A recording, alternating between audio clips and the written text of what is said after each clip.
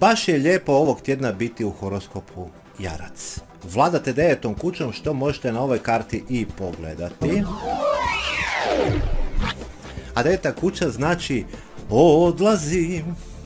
Dakle, odlazite, putujete, Jarčevi moji, ne drži vas više mjesto. To znači da će mnogi Jarčevi u poslu potražiti sreću negdje u stranoj zemlji. Dakle, kroz taj poslovni segment. I zato, ukoliko ne možete ili nemate potrebu otići u stranu zemlju, vi ćete otići iz firme.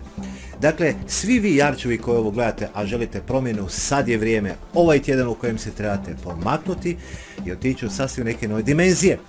Tome u prilog govori i vaš vladar Saturn koji je u 6. kući, a to je kuća u kojoj se razmišlja o svakodnevnim obvezama koje imamo i vi ne želite više raditi i tegliti za druge ili da ne budete adekvatno plaćeni. Zbog toga Jarčevi kida vela u Europu ili jednostavnim rječnikom mijenjajte svoju poziciju posla.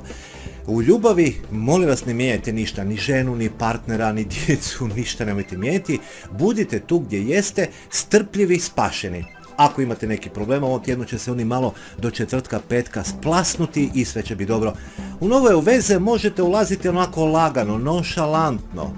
Znate, onako, kao tu sam, ali me nema. Još nisam dostupan.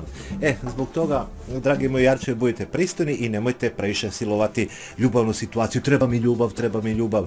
Ne treba vam, samo lagano. I naravno, kad je reč o zdravlju, morate zbog Saturna koji se nalazi u Škorpionu i dalje paziti prostatu. Muškarci, a žene, vi pazite malo na upalu sustava za reprodukciju. Šta reći, dosta za ovaj tjedan. Vidimo se sljedećeg, a do tada...